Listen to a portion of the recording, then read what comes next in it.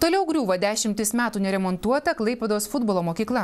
Avarinės būklės mokyklą teko apjuosti stop juostomis.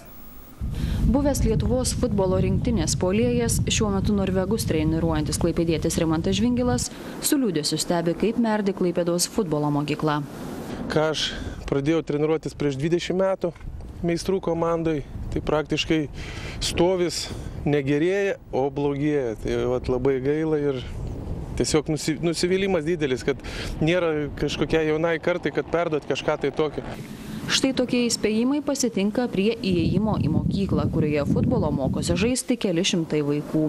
Direktorius baiminasi, kad tik laiko klausimas, kada pradės byrėti salės langai ir sienų gabalai.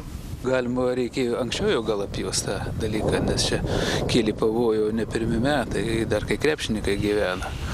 Bet kažkaip neatsitiko jokios nelaimės, nieko, taip ir gyvenam. Bet paskui pasižiūrėjus iš tikrųjų, kad gali atsitikti, numatėm tą dalyką ir apjuosėm ir dabar galvojam, kaip tuos langus dar izoliuoti iš vis, kad nekeltų pavojaus.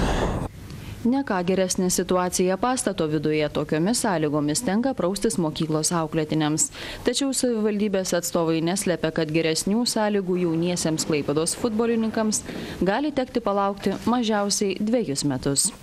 Planuojam, kad reikalai turėtų pajudėti į priekį 14 metais, kada prasidės naujas Europos fondų finansavimo etapas, kadangi futbolo šita mokykla kompleksas yra visuomeninis objektas skirtas vaikam, tai tikrai tikimės, kad gausim tam tikrą finansavimo dalį iš ES fondų. Klaipėdos futbolo mokyklai pastatą suremontuoti yra ne pagal išgales. Taupydama lėšas miesto savivaldybė visoms biudžetinėms įstaigoms, tarp jų ir futbolo mokyklai, finansavimą sumažino 10%. Mokykla iš savivaldybės gauna 1 000 000 litų. Iš jų vos keli procentai lieka ūkinėms reikmėms.